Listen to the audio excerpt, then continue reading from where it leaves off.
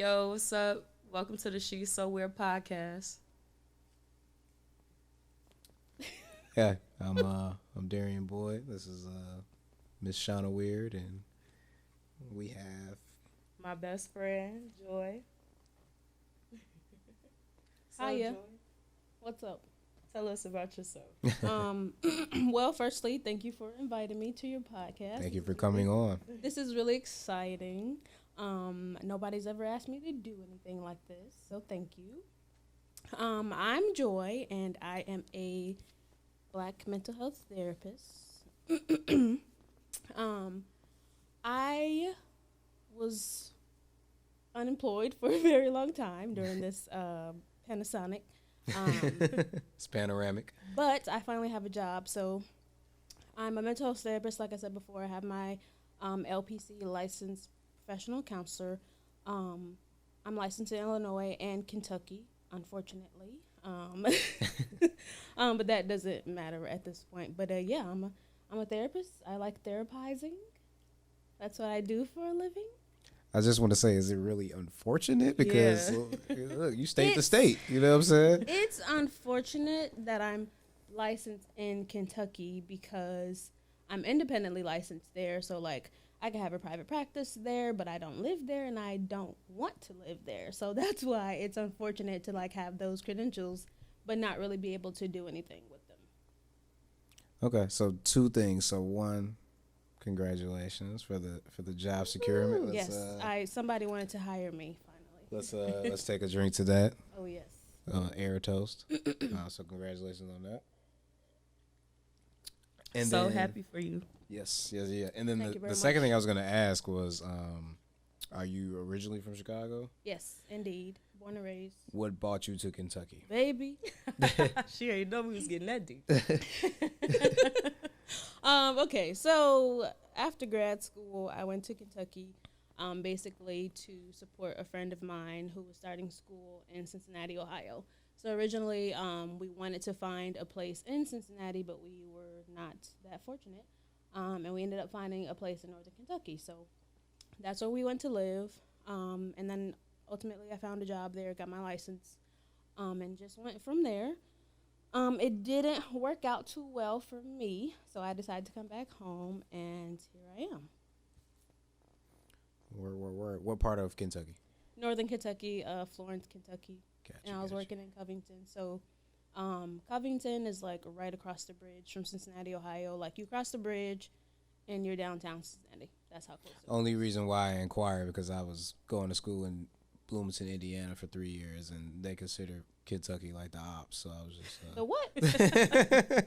the opposition. So I was just Wendy's. curious. You know. But no. I mean, I don't. Those not my I mean, people, so. it's not a good place to live. I don't suggest anybody do that. Yeah, she's told me a lot of stories. I could It was- only imagine. I have a lot of thoughts about that place, but I don't know if this is the right time for that. So yeah. No, it's definitely the right time. Shauna, what was some of the things you wanted to talk to Joy about today? Yeah, did you want me to hop right into it? We gonna hop right into it. Yeah, we could. We're gonna go into some of our topics like afterwards, but I wanted to, since we on the topic of just got your job, Amen. talking about Kentucky, wanted to talk about. So I know we wanted to talk about like how was unemployment in the panini press. I think we all have experienced it to some extent, but how was it personally for you specifically being in the mental health field? Child, this parachute tried to do me in. Not the parachute. That's the first. I ain't heard that one. I'm very, very thankful to have like the support of my family. Without that, I'm not sure that I would have been able to navigate through this whole thing. So very fortunate for that. It was in the beginning, I was like, of course I'm gonna get a job. Like, do you see my resume? Like, I have all this experience. I have all the skills. I know what I'm talking about. I know what I'm doing. But when it came down to it, I had a lot of difficulty because, like I said, I moved from Kentucky to Illinois, and my Kentucky license did not transfer over to Illinois. The only way it would have transferred is if I would have worked in Kentucky for like 5 years or something and then took like an additional exam. I was not staying in Kentucky that long. That was not happening, so that was over. So basically I started all the way from the bottom of like the licensing process for Illinois. That took a very long time, from about October to the middle of January. Middle of January is when I finally got my license. So I was prepared for that as well, and I feel like I waited a little while after I moved back home to even start that process because I knew it was going to be a big headache. But it finally happened, and then although I was like filling out applications and doing interviews before I got the license, I didn't really pick it up until I actually got my license, and like stuff started to like really, I guess, click, if you will, because people was like, okay, you have your license, we have something to work with. But before, I didn't have the license, and they were just like, what we gonna do with you? Like, what do you want us to do? So that's basically how that went. But in terms of like me like struggling, like I know it is very hard for a lot of people who, you know, don't have all the support, and, you know, things kind of just really happened overnight where they were unemployed and, you know, they lost probably their housing or their cars or all these other things. Thankfully, that didn't happen to me, but it was still very hard, just like trying to figure out what the heck I was going to do, when I was going to get a job, when I was going to get my license. So that whole process, and I feel like I'm still in it because it was just a couple of days ago that I got a job offer. So it's Still like not fresh. really, it's not really set in all that much, but I'm just very thankful that it finally happened. And I feel like this is a better opportunity for me than like a lot of the places I had applied for. I didn't want to settle because that's what I did when I went to Kentucky. I just was like, okay, I need a job. I need help getting my license. So somebody need to hire me. And basically I was just like the first person who wanted to hire me. Well, yeah, I went with kind of like the first person who wanted to hire me. And so that ended up being not a good position, but I stayed. I stuck it out for 3 years, and then after that I said, screw this, I'm going home, this is a bunch of crap, and here I am. What made it a quote-unquote sucky position?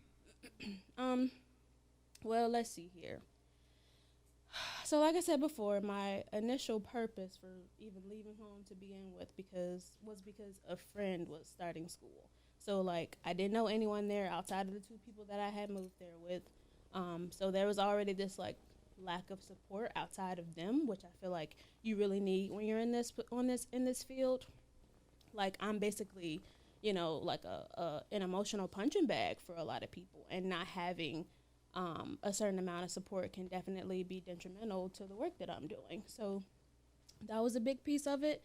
And then just, like, not being home and not being able to really make friends outside of work, because I could get to know people, and then next thing I knew, they were in my office as clients. So that wasn't really like supposed to happen, but it did, and that kind of like made me withdraw from even engaging in like social, you know, environments or whatever. Because also, like, I didn't want to be out, you know, wherever, just like hanging out, and I see a client, which is another thing that happened quite often. And it's like, I want to leave work at work. Small town problems. Yeah.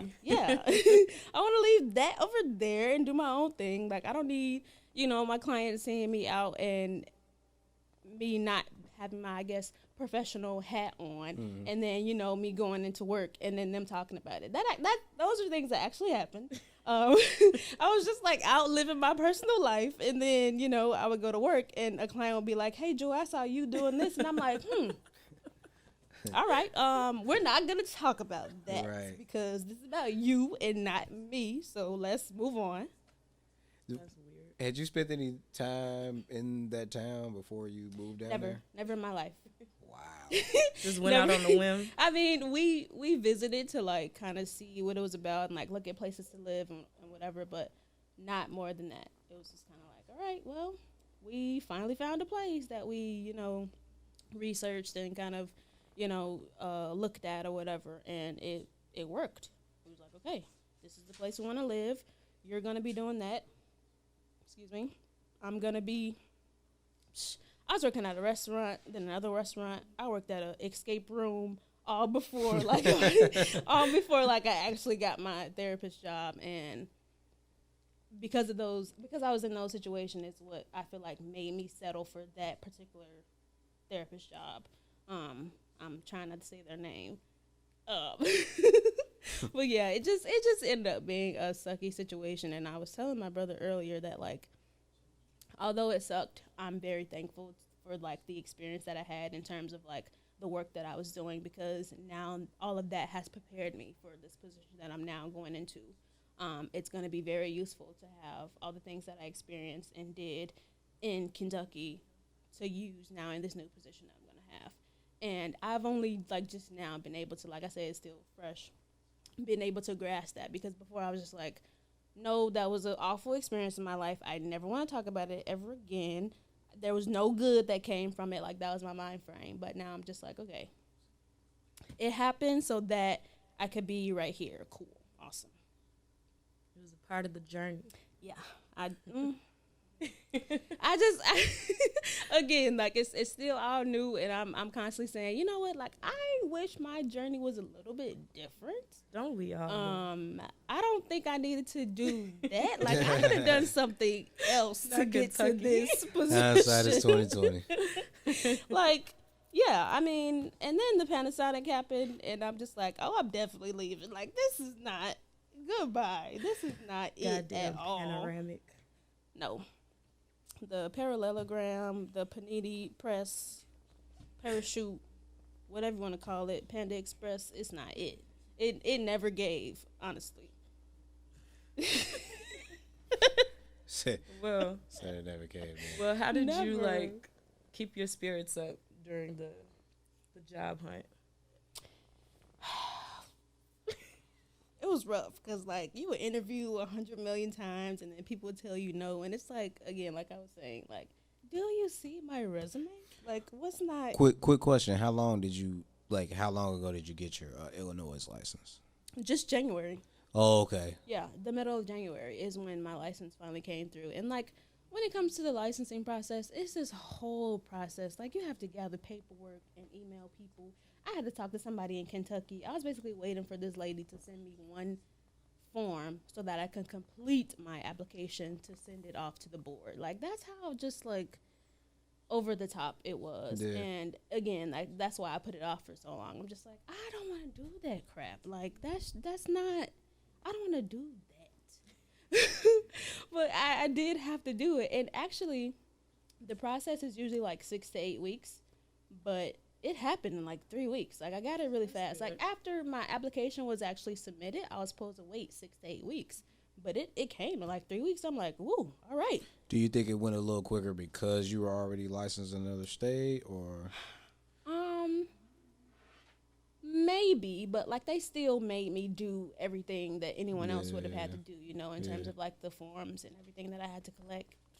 I had to contact my old school, grad school, shout out to Adler University, and get like transcripts and something that verified that they were accredited, and it just a headache. And hey, listen, as someone who does not have a master's degree, as somebody just literally transferring from undergrad to undergrad, any type of like trying to obtain transcripts is the most pain in the ass shit of all time. First of all, let me stand on my soapbox for a second. First of all, why am I paying you for grades I earned? That makes sense. That don't make sense. Off top, I'm already paying tuition. Already. Care. Why am I paying you for grades I already earned? That's stupid. Already my beef. My thing is, it's a piece of paper. It's a piece of paper. And if I said I did this, like, why don't you believe me? I have the degree. No, listen. Like, what is my transcript? I do anything. Listen. I can understand, okay, like, my word of bond, like, okay, like, show me, nigga. Like, you could tell me, like, you graduated. Like, I feel that. Paying for it. But I'm just saying, like, yeah, in terms of me getting it from another school, they're like, oh, you owe us such and such. We can't give you your grades. Like, nigga, they're my grades. I earned those. Like, I don't. Pay for the classes and everything. Right, still can't get your. Right. So you paying for what you already paid for. That shit is insane. So college is a scam. So yeah, Yeah, so to even just it like definitely is. go up a Fucking couple scam. levels, and like you try to get this for like your license, it's just like that is incredibly frustrating. Like, yeah. So I just want to say that. I think they should post them online. Like, I don't care. I don't care if people see Yeah, what my put me out grades were. Yeah, like, go for it. Now everybody has access to it, and y'all got to bother me about trying to obtain them. Yeah, if I graduate, like once I graduate, like yeah, like just put it out there, my It's brother. over. Like, It's done. Like, alumni, We're not there yet, y'all. alumni, shawty. We're not there yet. Grad school is. That was not it. Wait, because I'm going to grad school, so like, don't do that. Good luck to you. Don't do You that. know I got your back. I'm gonna be supporting you 1,000,000%. And I'm gonna have a meltdown, so I hope you're ready for that. I- I'm gonna Don't get your put it- therapy. That's okay. Don't put a belt down on yourself. I'm a. Wait a minute. You said you're gonna have a meltdown. I had several, so you're good. You're fine. You will make it. As long as I have your support, 100%. I'll make it. 1,000,000%. Speaking of, talk to us about like being a black woman in the mental health field. Ooh, Obviously, God. you already have like some experience when you were practicing in Kentucky, but like, what is that like? Like, just being a black woman in that the space. Ghetto. The ghetto. I've heard some stories. So have I. Okay, so it's like really overwhelming because I guess this could happen anywhere, but like especially being in Kentucky, I constantly had clients to kind of just like try to discredit me and like, you know, not think that I was capable of doing my Wow. job. Nigga, you paying me. Yeah, yeah. Like you came to me for help. But that they didn't know that they were coming to me as a thing. Like they would do their, you know, call and say, "Hey, I want to speak to someone." Blah blah blah. And then I would go out into the lobby, and I'm sure they were not expecting me. It's been so many. Not only me being black, but like I was also younger than a lot of my clients. So I had one lady in particular. She said she was basically just like, how old are you? Like you can't tell me anything about my life. You haven't gone through anything. You haven't lived through anything. And I'm just going, all right, so would you like to continue with myself, or would you like for me to transfer you to another therapist? Because I'm Right. not about to play with you. Right. And I'm not about to sit That was here the and nice like way of let you. saying it. Yeah, I'm not about to just like sit here and let you go on and on about how you don't think I can help you. Heard. I will validate that for you. I cannot help you. That so you say. So let's figure out how to get you out of this situation. I don't know. I kind of learned to just be very. What's the word? I don't know. I really had to like, yeah.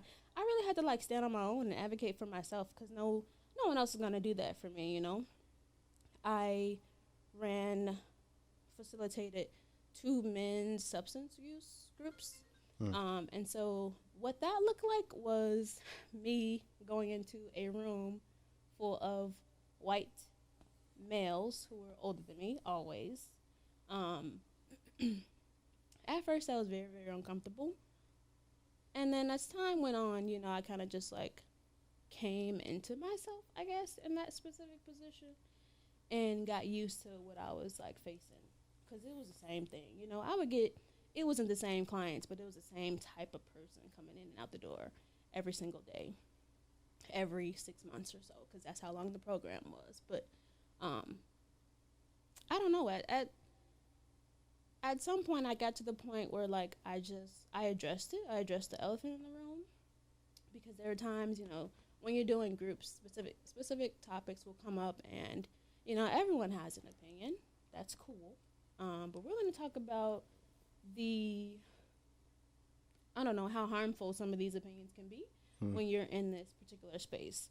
When you're, I guess, new, in their eyes, authority figure was a black woman who's in her 20s, and you're, I don't know, 40, male, white, complete opposite of me, basically. So there were times when I just addressed it and I said, okay, so we can either do this or we can do that. What's your choice? You know, how do we move forward from this? And also just generally getting clients to understand that, like, I wasn't some authority figure. Although a lot of them were like mandated to be in my group, I wasn't like the bad guy. Like, I'm not trying to punish you. This facility that you were mandated to come to is for support, is to help you. So that was another barrier, just kind of like getting them to see that, like, I'm here to help you, as opposed to I'm just another person who's going to send you back to jail, or I'm just another person who's going to take your kids away. Like, no, that's not what this is about. And once I got to a place where they were like, listen to me, it was kind of easier to go from there and continue to navigate and work on whatever their specific issues were. Yo, so a couple things, like, I'm listening to that stands out for me. First of all, like, you're saying, like, they're considering you, like, an authority figure. So it's like, okay, like, that was number one. Yeah, so it's like, okay, you're already like a black woman. So it's like this dynamic of like quote unquote authority. Like, I could imagine like a lot of them, first of all, women, like they're naturally like very adverse to that idea. Oh yeah. For lack of a better phrase. So that's fascinating. Then you got on top, you know, that you're black. So that is very very interesting. I told you, the ghetto. Yeah. What's the most offensive thing like you heard from a client? Let me think about that. Or a client, or whatever you would consider. Offensive thing that I heard.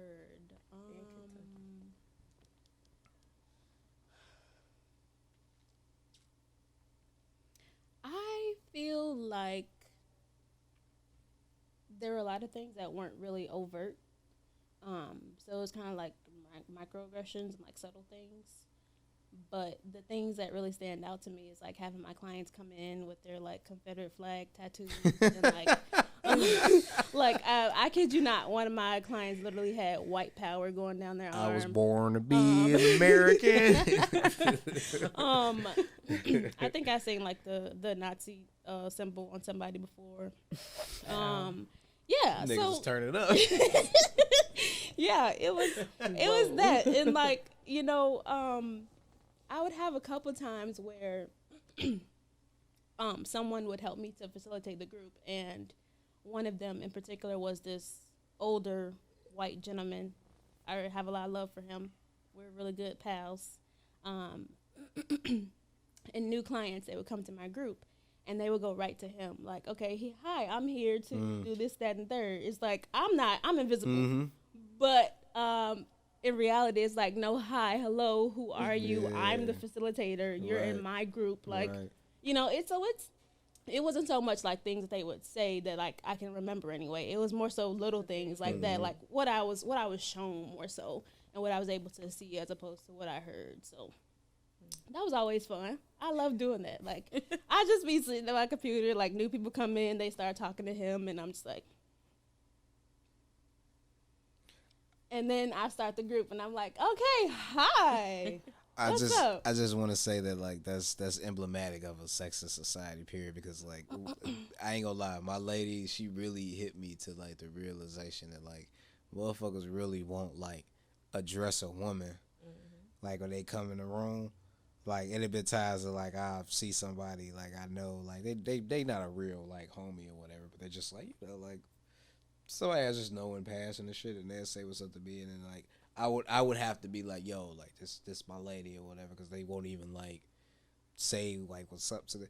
Now I have a couple theories about this. So one, obviously sexism, obviously patriarchy, but two, some niggas be like try to be on tunnel vision because they don't want to like give any implication that like they have any interest in that woman.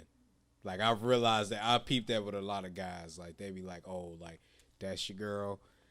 I don't even want to, like... Yeah. Look. Now, obviously, in this situation, that's not the case. It's a level of disrespect. Like, old white man, black woman, like, I'm going to speak to him, but yeah. Oh, yeah.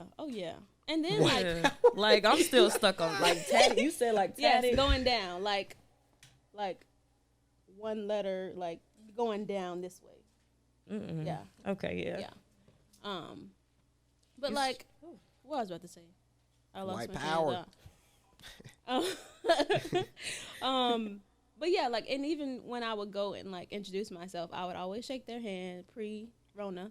I would always shake my hand, like introduce myself, and like even then they would just like not even look at me because sometimes they would be sitting down and I would be standing up. Oh, wow. Like they wouldn't even look up, and I'm just going, you need to know what I look like because I'm Right. gonna be facilitating this group. I'm the person that you're gonna be kind of taking instructions from. So hello, like get used to it. Whatever you need to do to get over this situation that you were having a hard time accepting at this point, we do something about it.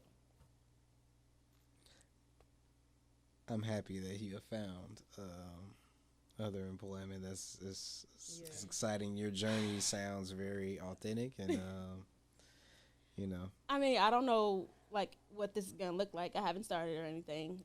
So I may have similar experiences, which is that's fine. Like I said, I have a lot of experience and skills, things that I've learned along the way, and again, like I'm thankful for that because now I can clearly see like how it's gonna help me in this new position.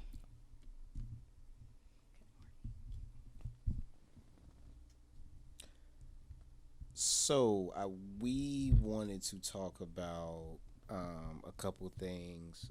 One of them specifically being emotional abuse. Did you want to elaborate a little bit more? Let me tell you. Nah, I wanted to talk about emotional abuse. This is Women's History Month, and we have a woman. Not only are you a woman, you are a Black female therapist. So, I don't know. Emotional abuse is something that that resonates for me, and I feel like it is something that I experienced.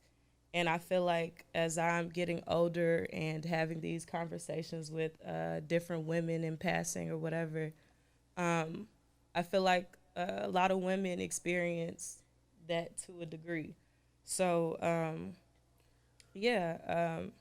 just wanted to talk about emotional abuse and maybe get your opinion on it, or emotional abuse and narcissism, and how it affects your mental health.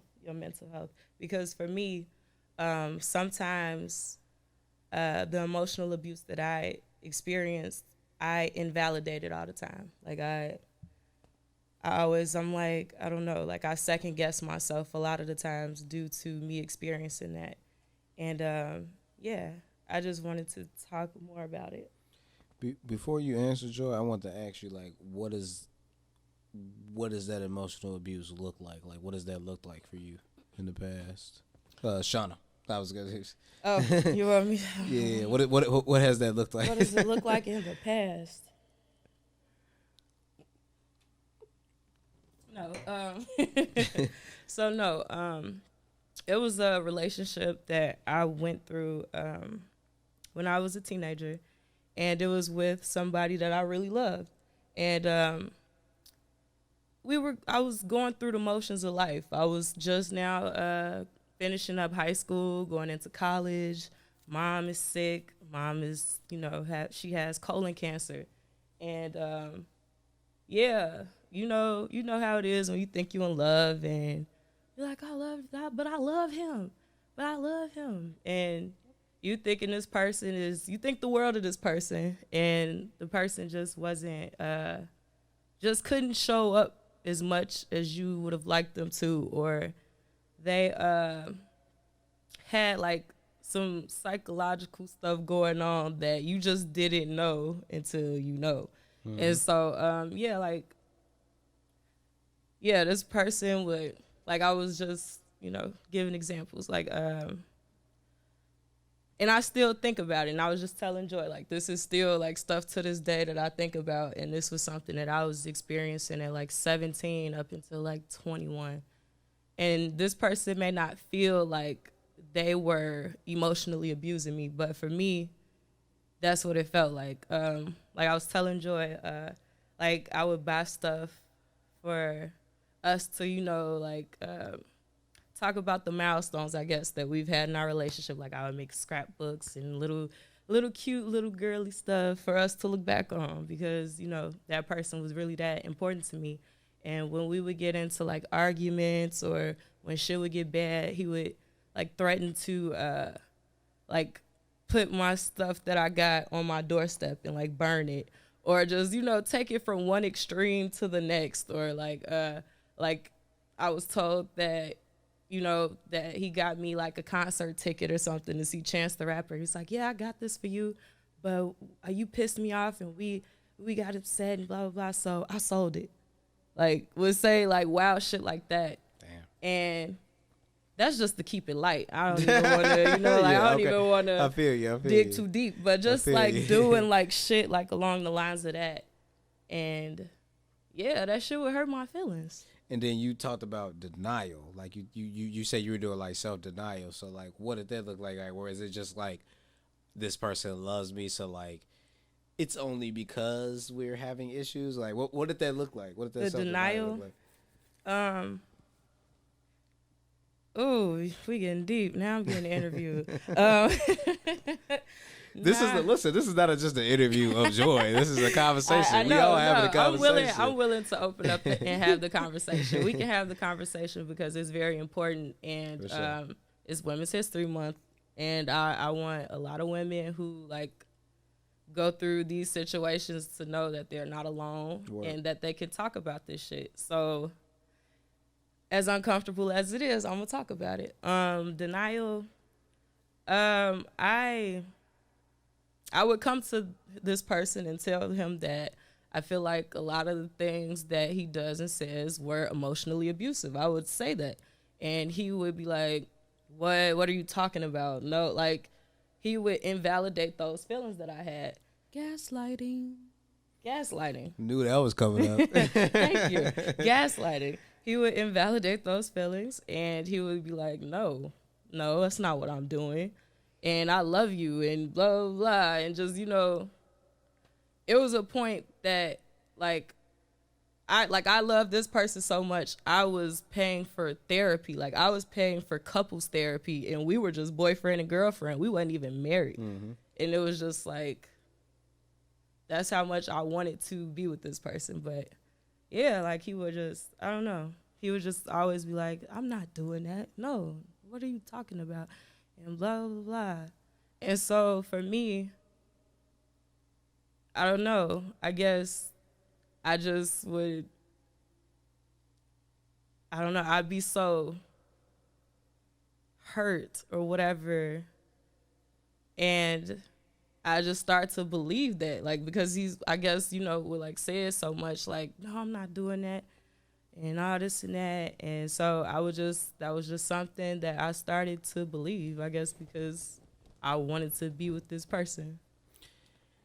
Yeah, no, I ain't gonna lie. I was 99% sure that like gaslight, like it was gaslight that was leading to your actual denial.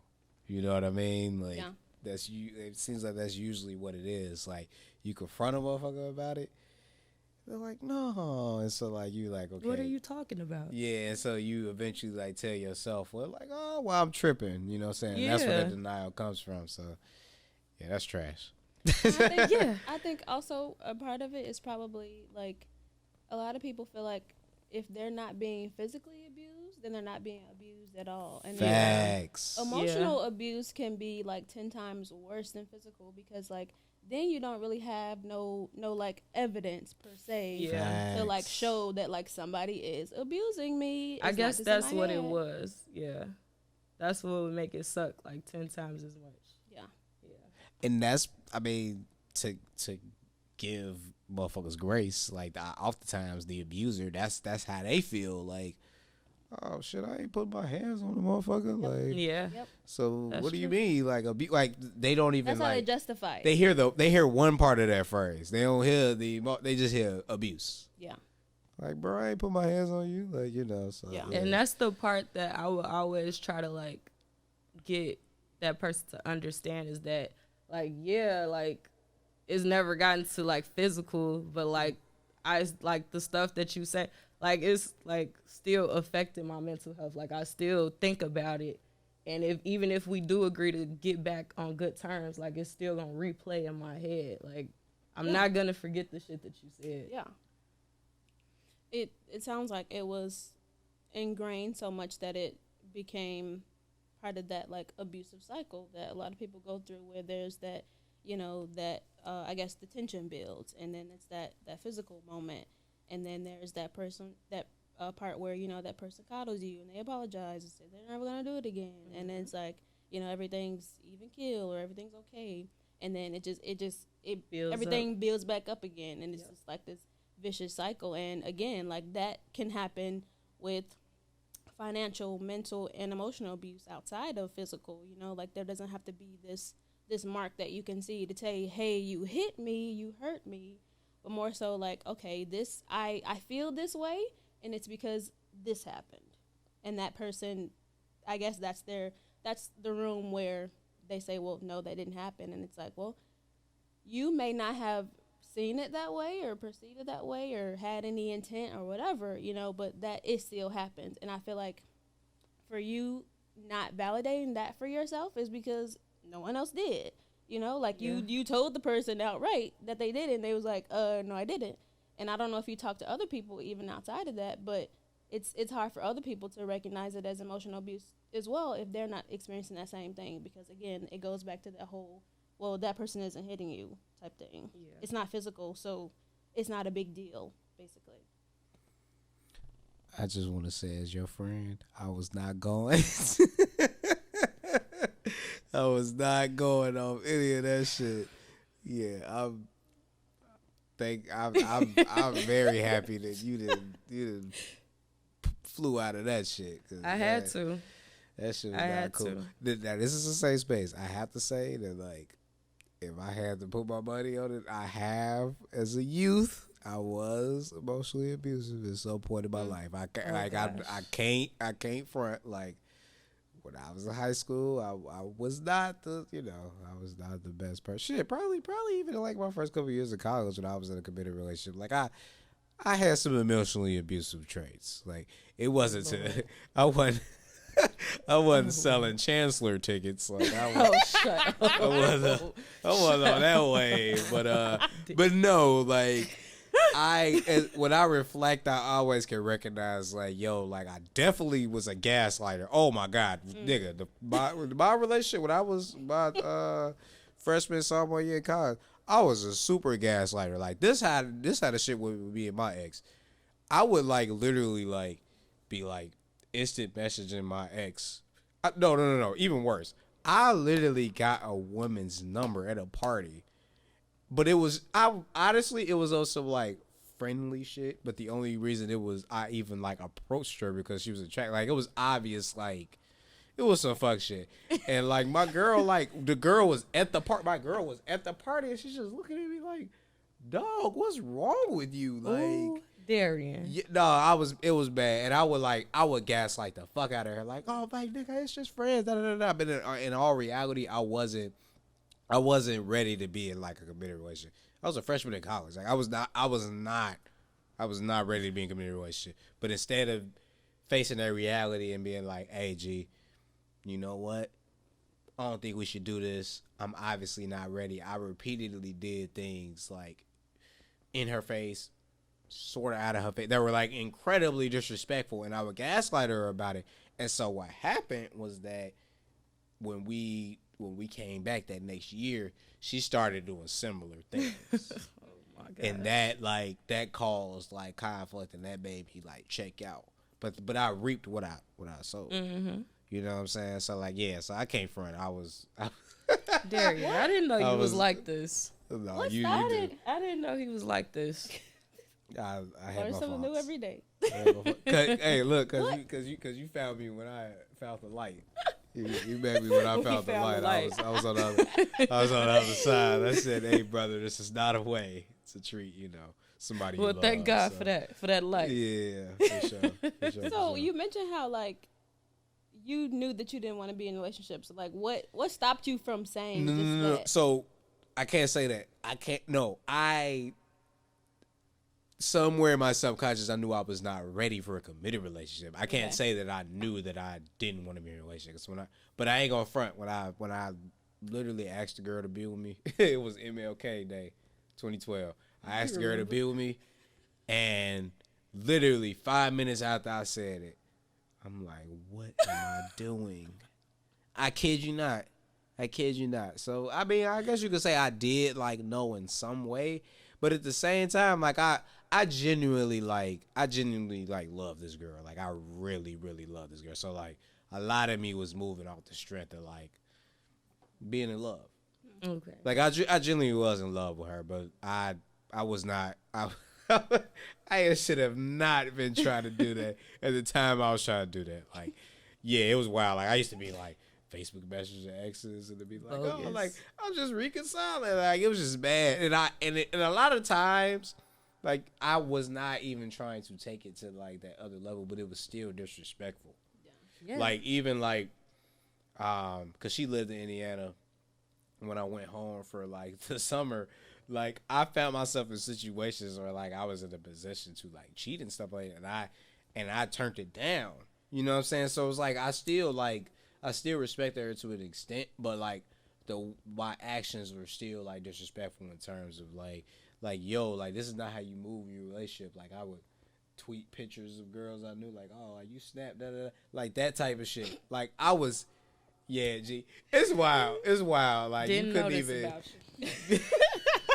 you. You can't listen. If you looked at 2021 Darian and 20, mind you, G, they're coming up on my 10 years of fucking like stepping on a college campus. I realized that shit today, which is OC and like, yeah, it's wild. It's surreal. But yeah, but like if you take me a decade ago, like nah, I was bad. You was trash. Yeah, I was bad. Yeah, you wanted to talk about narcissism as well and like how that contributes to like emotional abuse. Like, what have you experienced in terms of like narcissistic individuals? It was just that one particular person. Like when I would look up emotional abuse, I would see that a lot of it has to do with like narcissistic personality, something like that. And when I would look it up, it would always say like they always like think highly of themselves and think that they can't do any wrong, didn't want to address situations that, you know. No accountability. Yeah, like that's so when I would look up those things, I'd be like, sips tea. When my girl talks about her ex who was like a serial cheater, that's the phrase she used. Like he's narcissistic, like they said sociopath. I can't remember what it is. Sociopath. Damn. Have you encountered through therapy very like narcissistic individuals? I probably have, but I feel like the way in which I do therapy, like if that was how someone was, like I wasn't gonna be the person to like let them get away with it. Like I was constantly, calling things out within my clients, and I feel like I probably didn't see much of it because people probably saw me and was like, "Oh, she's not going, so I need to get out of this situation. I need somebody else because this not gonna work on her." Yeah, I feel like that's what happened most of the time, but I was telling Shauna that like I don't know if I can identify even those people in like my personal life because I just feel like if I saw that like right off the bat, I would have been like, I don't want anything to do with you. Get lost. Like I don't even let it get that deep, to where it's a relationship is built. And that's not to say that like, everyone else is just being blindsided or whatever, because they may be.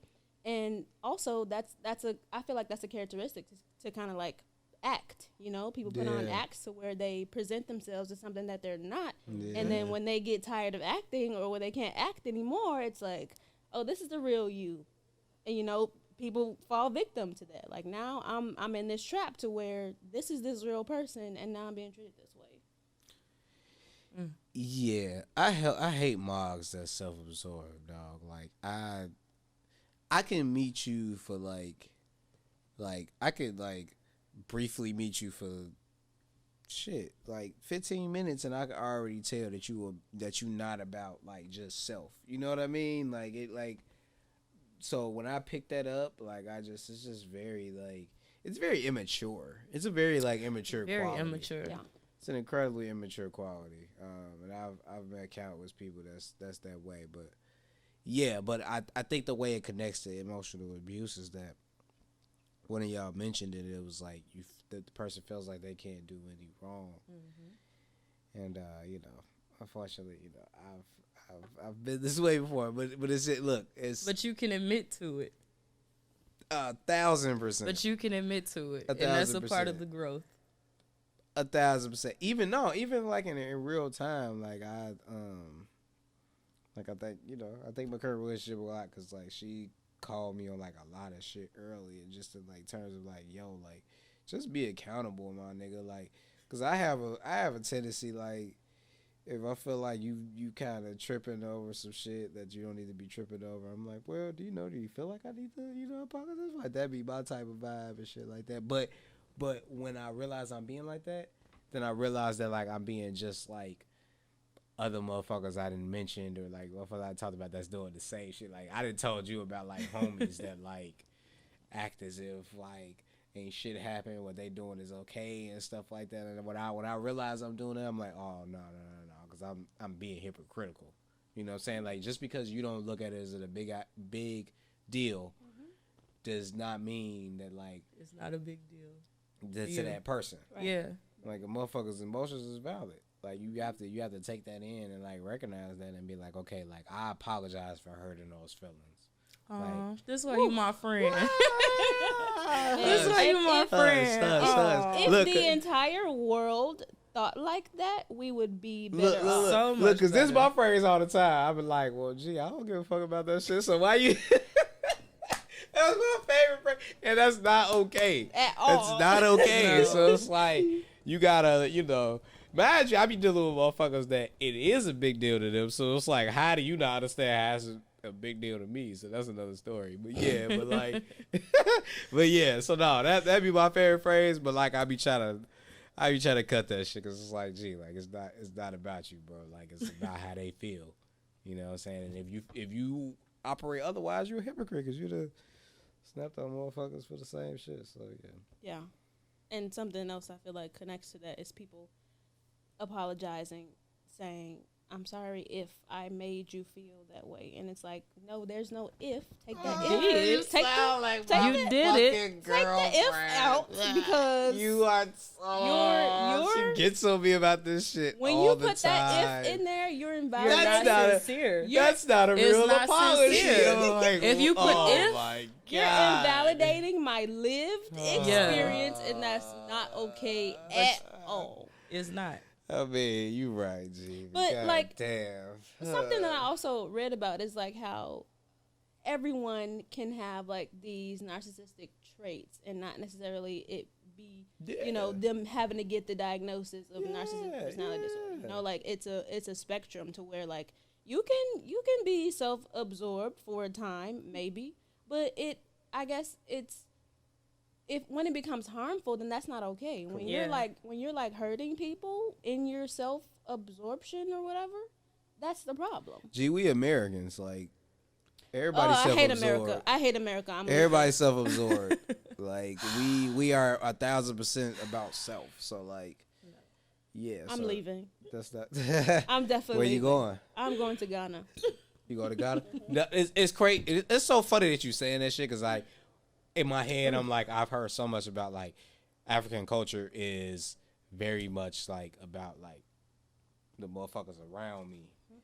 And not so much about, like, so much self, like, actualization, you know what I'm saying? There's self-actualization that can happen within it, but it's, like, it's so much more about your community. Yeah. And I ain't gonna front, like, 2020 really made me, like, be more so, like, I think this was about mentality before, but I became more about it about like my immediate community, like my family, like my household, in terms of like you need to place importance in that. Absolutely. Because a lot of me was like I was operating for like other people outside of that, but I was kind of neglecting like the space I live in. And it's like like every community you exist in is important. You gotta pour into that shit. You gotta still set boundaries, but you gotta pour into that shit. Yeah. Speaking of pour, do y'all want to pour another shot? Oh Lord. Because we have to pour into this podcast. I will just take another glass of wine. I don't know. If I'm gonna you're done? Wow. I don't like that. Hey, I don't like that. Hey, y'all over there, didn't I say I had to work at 4 in the morning? I know ain't nobody hit, like, somebody heard that shit. I know somebody heard that shit. Man, Joe. We celebrate. It's a celebration. It's Women's History You real Month. West Side with I'm this a Remy, woman. like. You know, Well, Let it flow. That's what the shot glass say. I'm gonna let it flow. Period. All right, stop it. Oh wait, I let it flow too much. Hey, but you know Hold up on the what I flow. told Dav? You know what I told Dav before I leave? I said, you know what? It's good though, because I'm gonna be drinking, so I'm gonna be able to decompress when I get to the crib. Because my number one shit when I'm going into these Mondays and getting up early is just like literally going to sleep. Like I be having such a problem, like just literally like shutting everything down. So, I think too much. That's why I can't. yeah, so hopefully, like, you know. Do you have like a nighttime routine? Yes, I do. Yes, I do. But I only get up this early on Mondays. So like it presents like its own like unique like challenges. You know what I mean? But yeah, I do have a nighttime routine. Like I do my like 100 push-ups, hop in the shower. What? Then You talking about working out? Yeah.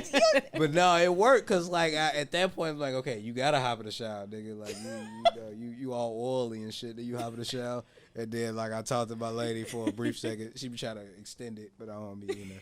And then and then eventually, if I gotta knock some shit out, I do that. But then and then eventually I go to sleep. So that the nighttime routine is like push-ups, shower. And then That does not sound like you're getting ready to shut down anything. no, the testosterone. Listen. The testosterone shut down when I get in the shower because I meditate in the shower. Okay. True. I meditate in the shower, so that shit that cooled me down. I don't have a routine, and I need to get better at that. Your ass a night owl. I try to work on it, and it's really hard. It is really hard. Like, but I think if you find you've known something, me since 14, so you know. Yeah. I mean, but I feel like once you find something and you kind of like stick with it and stay consistent, it could definitely be helpful. Is the consistency part where you get stuck? It's totally the consistency part. Hey, listen, Okay. it's better than my nighttime routine when I was looking at, you know, other shit. You know what I'm saying? Like, it's better than that. I mean, like, I'm glad that's, like, not my shit anymore. Yeah. You know what I'm saying? Okay. Like, it's an improvement. that's good for you. Work out, sweat, you know what I'm saying? It's all right. So when are we taking it? That's my We could question. take it after I pour a little more, because I feel like I poured you way too Yeah, much. come on, velour pants. I need to get some of those. No, they fly. Listen, me. I got these from Listen to all listeners. This is not me shitting on her pants. I fuck with the cozy joints. my damn pants. I fuck with the cozy joints. All right, cheers.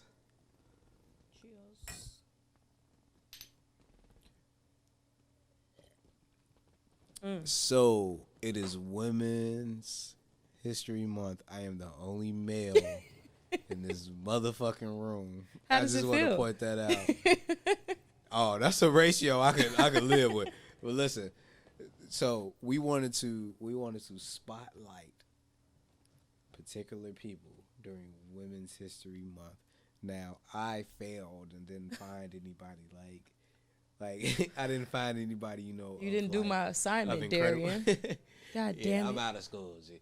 I didn't find anybody of like incredible prominence. So it's just like listen, no. Crazy. In a room full of women. Listen, but just like a nigga, I'ma just shout out, you know, people in my life. But shit, once you start talking, I'll fuck around and think of a woman off the top of the dead zone. First of all, I just want to shout out like motherfucking Mae Jemison. Cause like, shout out to fucking NASA. Like, as a neuroscience, like the barriers you gotta break down. Shout out to Joy on this motherfucking podcast. Cause like, I got a couple like therapist homies. I got somebody that's about to like take their test for their is it the LCSW? NCE? Is it LCSW? Is she a social worker? Yes, she is a social worker. Awesome. Yep. Shout out to She's social about to take workers. that. She take that shit Damn, she takes it in a couple weeks. Nice. So shout out to her. That's Good literally luck. my best friend. Nice. Yeah, I got a homegirl that's a therapist. Yeah, another homegirl that's a therapist. So like, I am always like very excited. My sister is in grad school. Nice. For psychology. So yeah, I'm always excited to see Black women excelling and proceeding in their career path and mental health. That shit warms my heart. I've talked about it 1,000 times on this iteration of the podcast, on the non-video iteration of the podcast, how much mental health is important to me in terms of like family and different things like that. So I'm always excited to see people doing the work, because it's not fucking easy work At all. It's not pastry ass work. Especially now. It's totally not easy right now. And don't think because Everybody like losing and don't their think mind. because so many people are talking about it more so than they were like 5 years ago. Don't think that like a motherfucker being in therapy, because it's a lot of internet therapists. There's a lot of social media therapists. So motherfuckers think this shit is like. Are you laughing at me? Listen, motherfuckers think this is like it's some easy peasy ass shit. It is not. Motherfucker told to me like, "Oh, you can be a good therapist." I said, "The fuck you think?" No, like, no, like, I'm gonna be Judgment City. You know what I'm saying? So like, so shout out to you. So you, Wow. so you my woman. What? Stop laughing. I'd be the same way. So my Women Histories Month shout out is to you. And I don't I tied you in with May Gemmas. Motherfucking hidden figures. But yeah. So my shit is to you. And like in all my homegirls that I know that's in the space, because I know that shit ain't easy. But yeah. But go ahead. The person that I wanted to highlight was Taraji P. Henson, because I always talk about her. I feel like she does a lot of amazing things in the mental health realm. Just to name a few, she has the Boris Lawrence Henson Foundation, which gives people access to therapy. And she also has a Facebook watch show, Peace of Mind with Taraji. And they talk to different people about mental health and the things that they've experienced. And they also interview like different celebrities. Like they've had... what is Tony Braxton? Tamar Braxton. Mm-hmm. They've had Tamar on there, talking about the suicide situation that she went through. And she also interviews regular people as well. And I think that's important, and I think that's special, because it's a lot of people going through a lot of different things, especially now. And it's great that she's creating all of these different platforms for people to get help. And that was the only person that I wanted to highlight right now. Shout out to the women in my family, the Smith family. Shout out to the people in the Robinson family. I love y'all. Y'all some great, outstanding women, and y'all birthed the queen. Period. So yeah, I'm gonna throw them reggae horns in when I do the post edit. Joe, do you have anybody you want to ask about? I'm just gonna say my mother, because like she's amazing. Man, listen, I literally wouldn't be here without her. But like, also, her support is like unmatched, because like that woman, she's willing to go any lengths for me. Like whatever I need to do, she will help me do it. Like any and everything, and I'm just so thankful for that. And then also in particular, like, I guess we're highlighting women. So like all the women who not only address and give platforms for mental health, but are also talking about mental illnesses. Like I feel like that part gets lost, to where like nobody wants to talk about like how hard and all the struggles of it.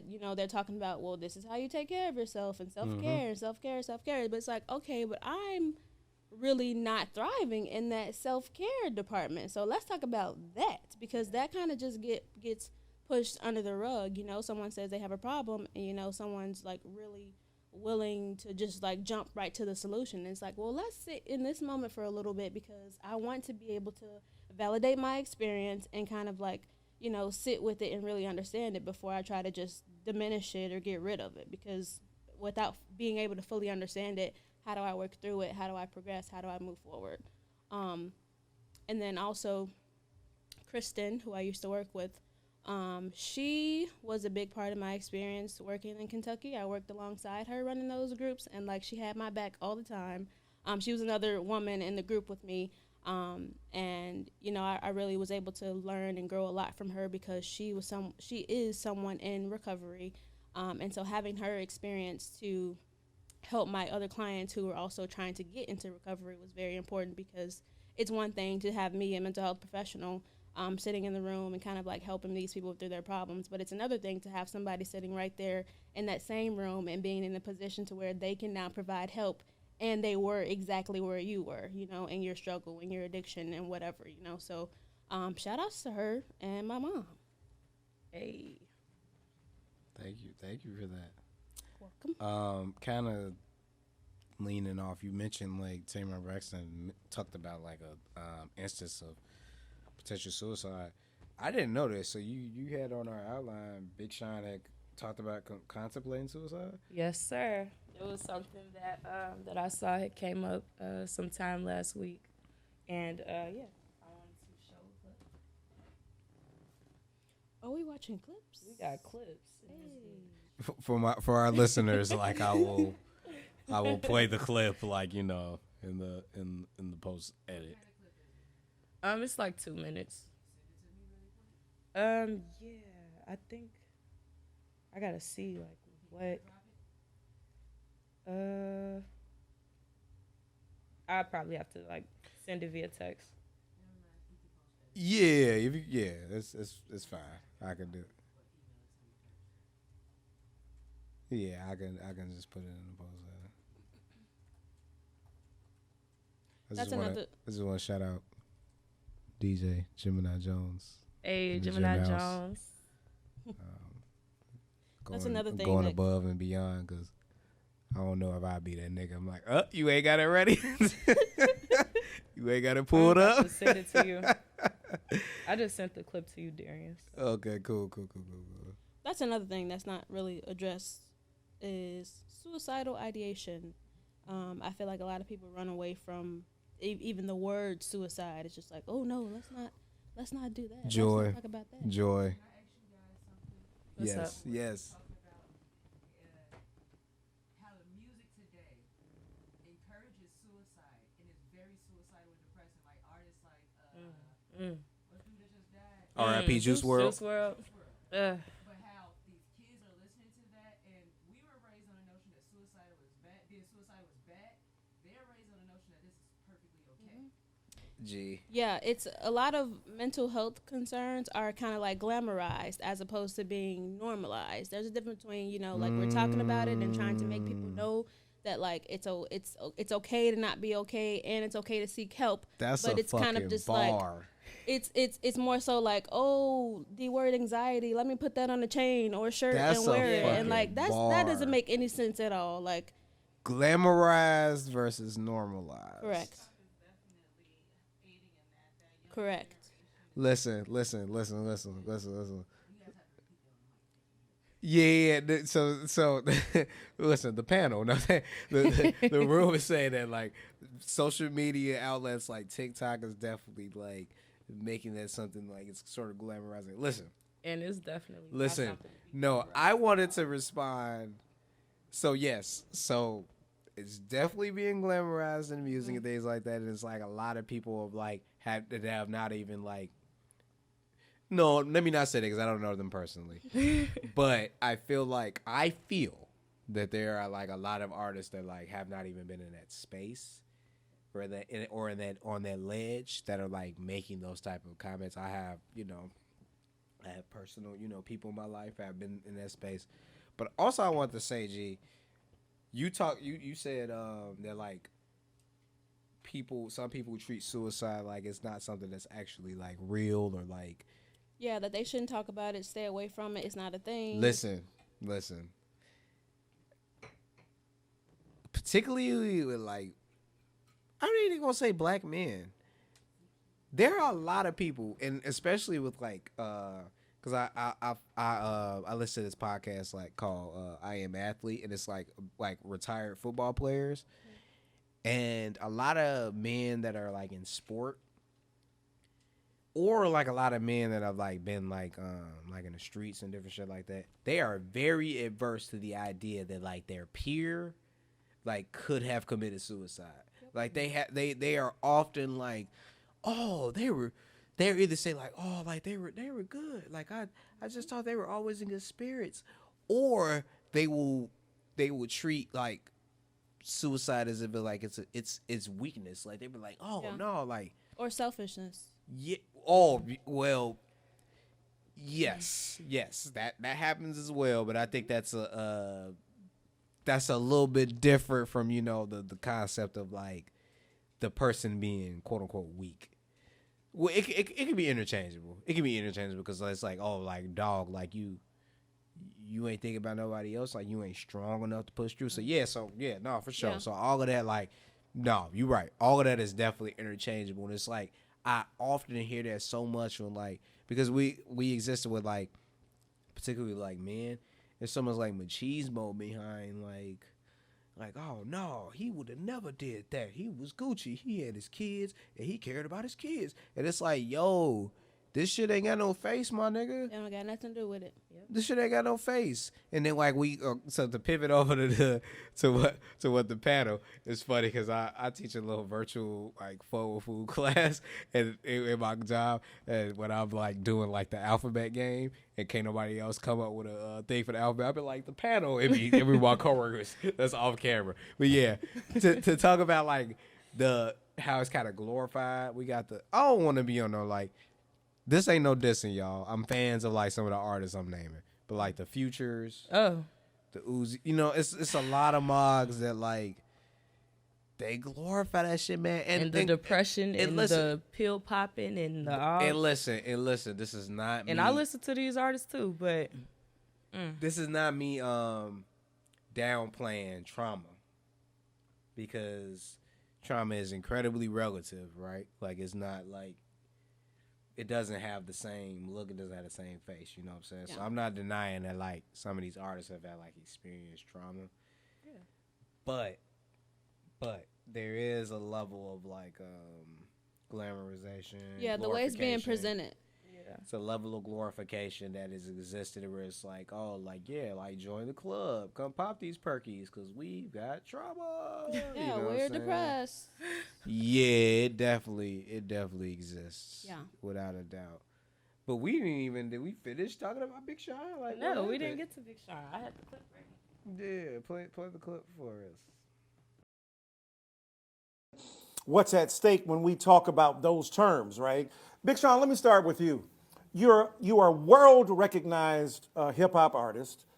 You've sold millions and millions of records, and yet in the midst of all of that tremendous success, you have chosen publicly to speak about the necessity for mental health. What's the driving factor for your public discussion of such an extraordinary need? It's funny how, you can have a way with words and you can be poetic or you could be, lyrical and still not always get across how you feel all the way, because sometimes it takes more than a song. Sometimes it takes more than an album. Sometimes it takes you really spending time with yourself. And that's one of the things I was neglecting because coming from Detroit, it's like that mentality where it's like, you got to stay hot. You got to stay on their necks. People don't get an opportunity where we from. So it's like, that was my mentality, was taking care of everybody else and trying not to look soft, or look like a bitch. You know how people tell you like,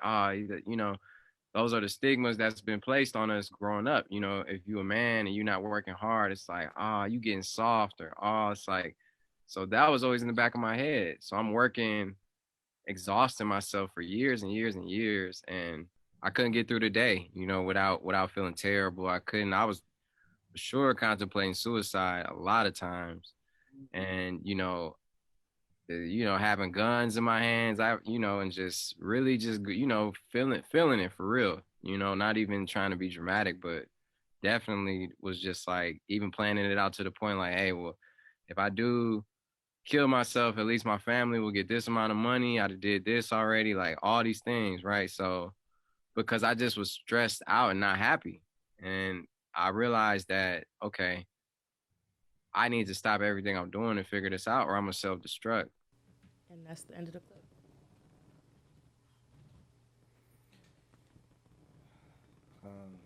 Y'all thoughts?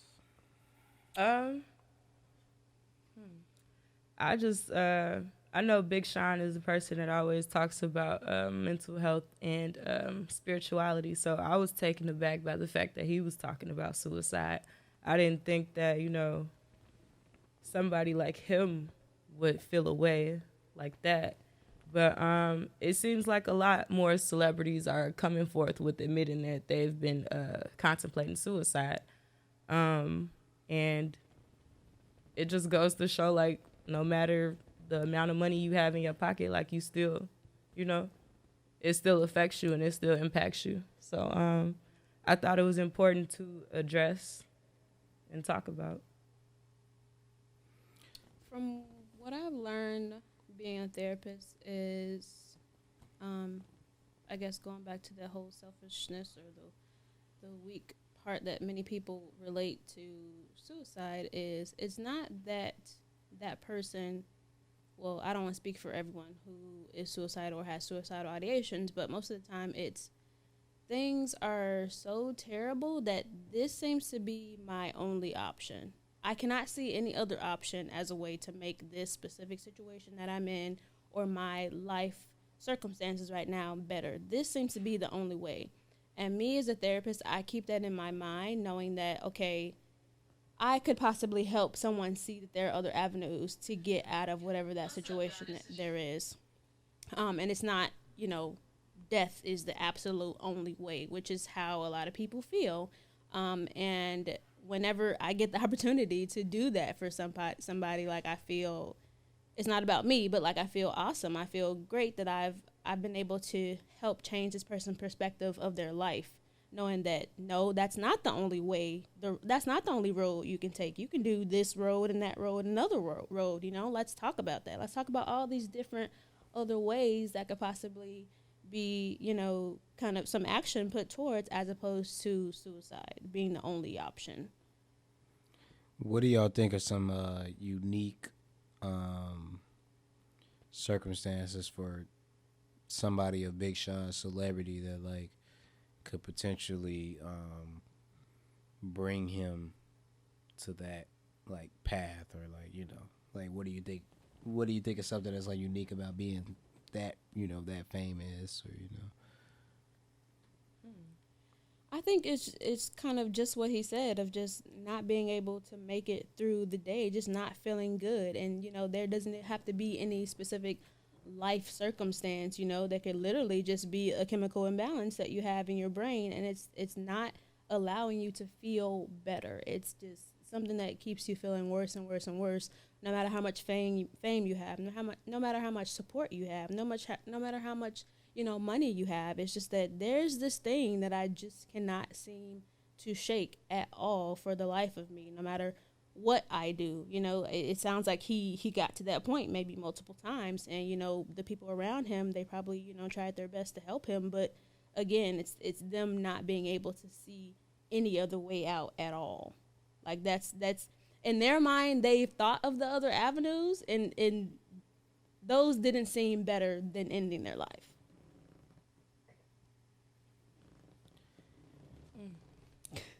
Yeah, that's real. I'm gonna keep it funky with y'all. Like, I'm not a fraction of, like, famous as Big Sean is, and, like, if I didn't have social media to promote, like, the things I do, I would not have social media. Well, Yeah. some social media, like Twitter, I would probably keep because it's less. You like, love Twitter. Yeah, but also, like, it's less, like, imagery. You know what I'm saying? Like, you're not confronted. You can. People are posting pictures and things on Twitter, but it's like it's not the same. Like, Instagram is literally images. That's it. Yeah. Facebook is images and fucking family friends. I deleted it. Yeah, so it's like, if I didn't need to promote things on these platforms, I would just get rid of them, because it's like you're consistently, like, comparing yourself Yeah, it's just a lot. So like, imagine just like as a celebrity, and it's like, It's yeah, 10 times as hard. like they push notifications off because it's too much, but at the same time, they still like look through their comments to see like what their homies are saying, like what their famous friends, you know what I'm saying? So it's like they still seeing stuff. It's hard, like you as a human, you cannot go through some comments to see what your people are saying and not see like a detailed comment that is basically saying fuck you. Yeah. Like it's a lot of like trolls like Kendrick is better, like shit like that. Like those are obvious trolls, but you gonna stop on a detailed comment that like actually like seems to be expressing some level of nuance because you just are like it's like come on man, like these motherfuckers ain't robots. And a lot of times it was fucked up is like a lot of these people that comment on these pictures and shit like that, a lot of them are trolls. A lot of them for some reason are like insane people. I don't want to say insane. A lot of them are like very fucked. A lot of them like are very misguided people. Yeah. And they, hey, you see, that's a better term. Look, you see, I got a therapist on set. I'm trying to be correct. No. There's a lot of misguided people that like they don't even like intend to necessarily like hurt. You know what I'm saying? Like some of them do, like they intend to hurt, but then like some of them are literally like just expressing their criticisms. Yeah. And like you go get caught up in that. Like it's hard not to. You're not gonna ignore every comment because you know why you're not gonna ignore every comment because you know just like I know that a celebrity's opinion is not the same as a fan's opinion. You do it for the fans. You don't do it for the celebrities. You don't do it for your peers. You do it for your peers to an extent, but you do it for the fans because the fans is what you got you there. So like the level of like goddamn social media like overload, it's a lot. Like it's social media has become a whole different like ball game now. Like when we was growing up, like social media was just fun. Like it was just fun. It was some bullshit to like possibly talk to a celebrity. I can't say that. Some type of jokes. I can't say that. I can't say that. Y'all younger than me, and I cannot say that. Man, how old are you? Is the same. Hey. G, MySpace. Listen. MySpace. When I had dial up at the time, I was like a freshman. Nigga, I would come to school and miss everything because I had dial up, so I wasn't even going there and see what had happened. Motherfuckers would be dissing on they was it a status or like or it'd be like I don't know. It would just be something you could see when you hop on the shit. Yeah. First of all, like motherfucker. First of all, you had to soup your shit up on MySpace. Like man, listen, put a certain song. You couldn't tell me I wasn't gonna be no editor when I got older. Oh no, coding was crazy on MySpace. Like we didn't take advantage. But listen, like it'll be so much like internet like sneak distance and shit. And like I get to school and I wouldn't know shit because I had motherfucking AOL and shit. So like I would miss the whole scoop. So like I'm not even gonna do that, G. Internet, like, as long as we were able to, like, shit from, like, Yahoo Messenger, nigga, to, like, as long as we were able to communicate, it was some dissing and bullying. So I'm not gonna do that. But it's incredibly different because there are trolls now. Like, celebrities are in the game. You know what I'm saying? Like, so it's like, it's different. And when we was on MySpace, we were, like, I was such a lame ass nigga. I had Birdman in my top 5. Like I knew my that God. Not the Birdman. Beatrice, baby Beatrice, that was my nigga. I fucked with Birdman. Like I respected his hustle. So he was in my top 5. My cousin, my lady at the time, a couple more motherfuckers. But we ain't like communicate with them. You know what I'm saying? Like motherfuckers can reach a celebrity directly now. Like yeah. You could like somebody. I was talking to somebody the other day. They was like, "Yeah, like motherfuckers be DMing motherfuckers on their story." I'm like, "Damn, that's intimate as hell." You DMing a celebrity off their story? That's intimate. Yeah, that's very scary. It's different now. It's a whole new world. Scary hours. It's a whole new world because shit did not used to be like how it is now. Yeah. So I pray for Big Sean. I pray for anybody that encountered that. He seemed like. based off like a couple years ago when he did a lengthy ass IG video and talk, he said like he's in a better space and he's seeing where like how that other side look like. So I'm happy that like he even sharing it and just being honest. Shout out to Janae Aiko. Nigga, don't just give it to her. Like, nope, nigga, I'm gonna give it to her. He was depressed even with her. She Shit, that like, you know, she that spiritual guidance, that light. You know, listen, you know, shout out to everybody. Shout out to her, who women's struggle. empowerment. And shout out to him for pouring into himself. Like he's been like lifting weights and like training and stuff. And I guess he took a break from the whole music thing. And that's sometimes, you know, what people need is like you mentioned, that just like overload of the social media and just life just taking over you. And if you don't pour into yourself, and I really don't want to use this loosely, but like actually take care of yourself, you're probably gonna be in the doldrums. Like it's gonna get rough for you. And it sounds like he was just working, not, you know, really taking care of himself. And it's very easy for things like that to happen, to where you just feel like I am not happy and satisfied at all in anything that I do, and it's because you're not pouring into yourself. Yeah. Wordy. Get some goddamn sleep. Yeah. Yeah, word. Last thing I want to talk about, well, we wanted to talk about the Texas weather, like, crisis. I've, like, right now, a lot of people have recovered, but, like my man Bun B said, there's a lot of people that are not going to be reported about. They're, like... They've tried to heat their cars up, and they've got like carbon dioxide from like, I've seen that. Their phone. I've seen and, those like, stories.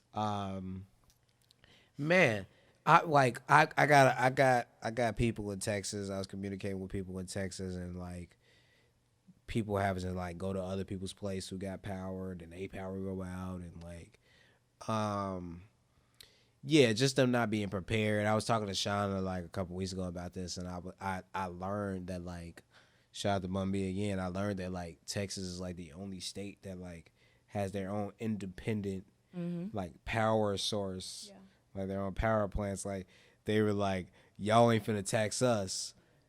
And it sounds like, oh, like, yeah, shout out to y'all, but it's really on some privatization shit. Like, no, we just gonna charge people here, and the rich gonna stay rich. The rich gonna be richer, you know what I'm saying? And so that's why they weren't able to tap into the emergency, like, federal shit, because they didn't shut their shit off from everybody else. But yeah, so we just wanted to just touch upon it, because it was a super crisis a couple weeks ago, and it's still affecting people that we don't know about. Absolutely. I had a customer come in my job, and she was saying that she was coming to Chicago because of the situation in Texas. Wow. Yeah. And I also have family in Texas that were impacted by the crisis. I got people in my family from Louisiana, and they was affected for a sec. Yeah. Also, Jackson, Mississippi still doesn't have clean water right now. Just that Southwest region, which I would never live. I love my people. I love y'all, but y'all just face too many like random stuff. I'm Gucci on that. About moving to New Orleans once upon a time. Hey, that food out there. Yeah, the food and the accents alone. The thick.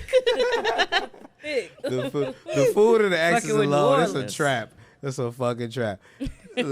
Anybody call you baby and like you, I love just, New it's a rap. But yeah, I mean, I don't have a lot to say. I don't have a lot to say about it. I mean, obviously, like, fuck racism, fuck environmental racism. Because that's what it's ultimately rooted in. Like, that's literally the basis of everything. You saw Ted Cruz went to Mexico. His bitch ass. Yeah, we're going to talk about that. Hey. He flew to Mexico, flew the whole family out. Man. He say, I'm gone. Peace out. Then leave. Then leave. He say, fuck y'all, fuck Texas, then leave. I say, oh, this sneaky ass motherfucker. In No, the God. camera phone era, they got his ass. And they leaked his wife's text messages too. She was texting all the surrounding people in the neighborhood that they lived in. She like, y'all want to go on a vacation real quick? Y'all want to step out? Hey, and y'all just-" see Joel Osteen got right this time. That nigga said, y'all can come in. He was on it. He was on it. Y'all can come to church. Yeah, man. Yeah. So I just So want to shout them unfortunate, out, though. and I feel very sad for those who like the homegirl I'm talking about, like, she experienced this obviously, and then like she had experienced Hurricane Harvey, and she literally was telling me like it felt like Harvey all over again because they didn't prep us. They didn't motherfucking prepare us. You know what I'm saying? So That's awful. I just want to shout out all the peoples down there, and like I hope that like shout out to all the like the people that was going above and beyond. Even they ain't even had no power in their own careers, like the Trader Truths and like the Bun B's and all them motherfuckers that like just like put the city first, and like that's just a commendable shit. So I just wanted to shout them out, and yeah, much love to all those that were struggling. For sure. Yeah. Shauna, you got any parting words for us? Any parting words? Thank you to anybody that's listening. Thank you to listening to us talk about mental health and for allowing yourself to open up to these topics that we have to discuss. That's really all that I have to say. Darian, did you have any parting words for the people? I mean, I co-sign that, and I just want them to follow you as Shauna Weird XO. She's so weird on Instagram, and that She's So Weird XO on Twitter. Correct. She's So Weird XO on everything. Correct. Oh, on everything. Correct, Mundo. Joy, can you plug your social media if you want y'all to? Can follow me on Joy Be Eating, JoyBeeAting. I'm vegan. Shout out to all the vegans out there. Shout out to all the vegans out there. I'll say my Instagram name again, Joy Be Eating, JoyBeeAting. I forgot how to spell just then. But yeah, I'm vegan. Shout out to all the black vegans out there. I didn't know you was vegan. Yes, absolutely. What's your favorite spots in the city? My favorite spot is my house because they not giving what needs to be gave. But shout out to Plant Based Junkie, Native Foods. I think it's called B Gab's Kitchen. Yeah, those. Have you been to Marjani on the east side? Yes. Come on, Marjani. Yes, for sure. I love them. Shout out to Marjani. It's very expensive. I shouldn't even said that. I'm not gonna say nothing. Why did I say that? It's black positivity. I'm gonna fuck around and just blank that part out. I didn't need to say what's that. the place that we never eating at again? No, don't say it. Don't say it. Don't say it. Don't say Nah, it. but we got it because they racist as hell. No, we not saying that. If they're We the not. whiteys, then just say fuck them niggas. Go. Yeah, absolutely not. Look, we on other sides of the coin. I'm like, say who they are and tell motherfuckers that don't go. Because I still think about it to this day, and I'm just like, motherfuckers need to know, like, don't ever eat them. But that's not stopping. If they're whiteys, then like, yes. I feel y'all. Talk negative. Oh, that's fucked up. I love my my Caucasian folk. Don't let this fool y'all. It's just, but y'all know what it is, man. Yeah. Shout out to all the black therapists, the black social workers. Absolutely. Yes. 1,000%. 1,000%. We need once y'all. again. We need y'all more than ever. We need you. More than ever. One more time for the shit stop rolling. Cheers. Cheers. Cheers to your recent security of the Yay. employment. That's like some motherfucking some real serendipity. Like she texted me that shit earlier today. I'm like, well, we finna record, nigga. Yes. Period. For We got sure. something to celebrate. Yeah, for sure. Yes. Shout out to my new employer. I'm not gonna say their name. But yeah, I'll be making $12,000 more than I would be making at my old job in Kentucky. So. And that's a motherfucking blessing. Yeah. Shout outs. Grown woman That's money. Thank you God blessing. for that. Amen. That's what the fuck you. That's what the fuck you worth for. Amen. God did all that motherfucking schooling. I'm thankful. All right, y'all. Trying to sign us out. Hey, thank you for tuning in to the She's So Weird podcast. Tuning out. Peace.